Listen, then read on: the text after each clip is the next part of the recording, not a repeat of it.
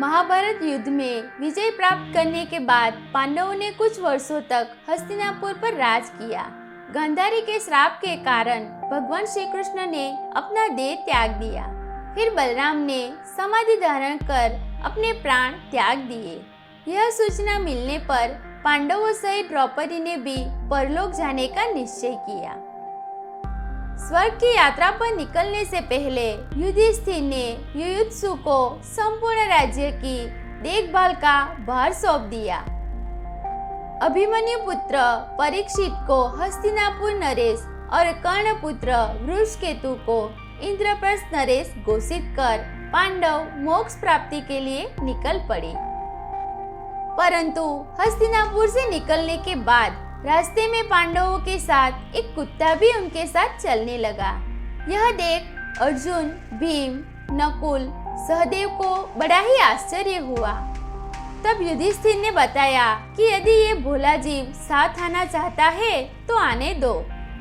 मनुष्य की अंतिम यात्रा में जो साथ दे उससे सच्चा सहयात्री कोई नहीं। फिर पांडव भगवान शिव की स्तुति कर आगे बढ़ते हैं। केदारनाथ में पांडवों पर प्रसन्न होकर भगवान शिव उन्हें दर्शन देते हैं। भगवान शिव कहते हैं कि आगे का मार्ग तय करने के लिए हर भाव, हर अवगुण, हर शक्ति सब कुछ त्यागना होगा। जब मनुष्य में केवल पंच तत्व रह जाते हैं, आत्मा में चेतना और हृदय में धर्म रह जाता है, तो ही ये मार्ग दिखता है। युधिष्ठिर भगवान शिव की बात समझ जाते हैं और सभी पांडव अपने शस्त्र का त्याग करते हैं। तब आगे का मार्ग दिखने लगता है। जैसे ही 5 पांडव उस मार्ग पर आगे बढ़ते हैं कि द्रौपदी के देह ने उसका साथ छोड़ा। द्रौपदी की मृत्यु के पश्चात भीम ने युधिष्ठिर से पूछा कि सभी लोगों में से पहले द्रौपदी ने ही अपना देह क्यों छोड़ा। इस सवाल का जवाब देते हुए युधिष्ठिर ने कहा कि यह नियति है और इसका सम्मान करना चाहिए। महादेव ने कहा था कि इस यात्रा पर चलने से पूर्व हमें अपना सब कुछ त्यागना होगा। इसके बाद नकुल के देह ने उसका साथ छोड़ा। भीम के पूछने पर युधिष्ठिर ने बताया कि नकुल को स्वयं की सुंदरता से बड़ा मोह था और वह अपने मोह के भाव को नहीं त्याग पाया। इसी कारण उसका अंत हुआ। नकुल के बाद सहदेव के देह ने उसका साथ छोड़ा। तभी भीम के पूछने पर युधिष्ठिर ने बताया कि उसकी मृत्यु का कारण था संदेह। वह अपने मन से संदेह को नहीं त्याग पाया। इसी दोष के कारण उसका अंत हुआ। सहदेव के बाद अर्जुन के देह ने उसका साथ छोड़ा। जब भीम ने युधिष्ठिर से इसका कारण पूछा तो उन्होंने बताया कि अर्जुन को अपने पराक्रम पर अभिमान था कि उससे श्रेष्ठ कोई नहीं। केदारनाथ में वह अपने मद, अहंकार को नहीं त्याग पाया, इसीलिए वह अंत को प्राप्त हुआ। आगे बढ़ते हुए भीम और कुत्ता एक खाई में गिर पड़े। भीम ने युधिष्ठिर को पुकारा कि मुझे बचाइए, फिर भी युधिष्ठिर ने कुत्ते को बचाया। भीम ने उसका कारण पूछा। तब युधिष्ठिर ने बताया, क्षमा करना भीम, तुम महाबली हो, अपनी सहायता करने में सक्षम हो, किंतु ये भोला कुत्ता अपनी सहायता नहीं कर सकता, इसीलिए मैंने उसे बचाया। भीम ने कहा, मैं समझ गया कि मेरा अंत आ गया है, लेकिन मैं अपने अंत का कारण जानना चाहता हूँ। युधिष्ठिर ने बताया कि क्रोध तुम्हारे अंत का कारण है। तुमने क्रोध में उनके भी प्राण ले लिए थे जिन्होंने कोई दोष नहीं किया, और आज तुम्हारे अंत का कारण भी क्रोध ही है। युधिष्ठिर ने अपने आगे की यात्रा उस कुत्ते के साथ पूरी की। स्वर्ग के द्वार पर उन्हें धर्मराज मिले, जिन्होंने युधिष्ठिर को कहा कि वह इस कुत्ते के साथ स्वर्ग में प्रवेश नहीं कर सकते हैं। युधिष्ठिर ने कहा कि जो अंत तक साथ दे वो ही धर्म है, और इस नाते यह कुत्ता मेरा धर्म है। मैं युधिष्ठिर अपने धर्म को त्याग कर स्वर्ग की कामना भी नहीं कर सकता। युधिष्ठिर की यह बात सुनकर उस काले कुत्ते ने अपना असली रूप धारण किया, जो धर्मराज का रूप था। धर्मराज ने बताया कि तुम काम, क्रोध, लोभ, मोह सबसे विरक्त रहे, इसीलिए तुम सशरीर स्वर्ग में प्रवेश कर पाए। तुम्हारे भाई और पत्नी अपने गुण, अवगुण और शक्ति का अहंकार नहीं छोड़ पाए, इसीलिए वह यहाँ तक पहुँचने में असक्षम रहे। फिर धर्मराज युधिष्ठिर को स्वर्ग के अंदर ले गया।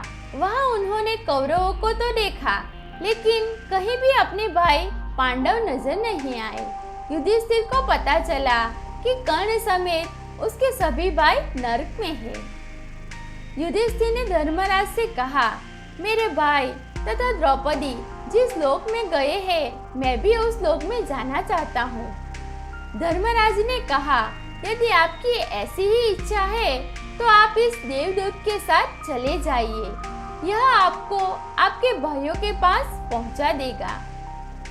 देवदूत युधिष्ठिर को ऐसे मार्ग पर ले गया जो बहुत ही दुर्गम और खराब था। उस मार्ग पर चारों ओर अंधकार फैला हुआ था। सभी और लाशें थी जिसे दुर्गंध आ रही थी। वहाँ की दुर्गंध से तंग आकर युधिष्ठिर ने देवदूत से पूछा कि हमें इस मार्ग पर और कितनी दूर चलना है और मेरे भाई कहाँ है। देवदूत ने कहा, यदि आप थक गए हैं तो हम पुनः लौट चलते हैं। युधिष्ठिर ने ऐसा ही करने का निश्चय किया, परंतु जब युधिष्ठिर लौट रहे थे तब उन्हें उनके भाइयों की आवाज सुनाई दी। तब युधिष्ठिर ने उस देवदूत से कहा, तुम पुनः धर्मराज के पास लौट जाओ। मेरे यहाँ रहने से यदि मेरे भाइयों को सुख मिलता है तो मैं इस दुर्गम स्थान पर ही रहूंगा। युधिष्ठिर ने कहा, यदि मेरे भाइयों ने अनीति की है तो उसका कारण मैं हूँ। ज्येष्ठ होने के नाते मेरा कर्तव्य था कि मैं अपने भाइयों को उचित मार्ग दिखाऊं। मैं यहाँ से नहीं जाऊंगा। जहाँ मेरा परिवार रहेगा वही मेरे लिए स्वर्ग है। देवदूत ने सारी बात धर्मराज को बता दी। फिर कुछ क्षण पश्चात धर्मराज भी युधिष्ठिर के पास आ गए। युधिष्ठिर ने धर्मराज से पूछा कि ये सब क्या है। तब धर्मराज ने बताया कि तुमने अश्वत्थामा की मरने की बात कहकर छल से द्रोणाचार्य का वध करवाया था। इसी परिणाम स्वरूप तुम्हें भी छल से ही कुछ समय नरक के दर्शन करने पड़े।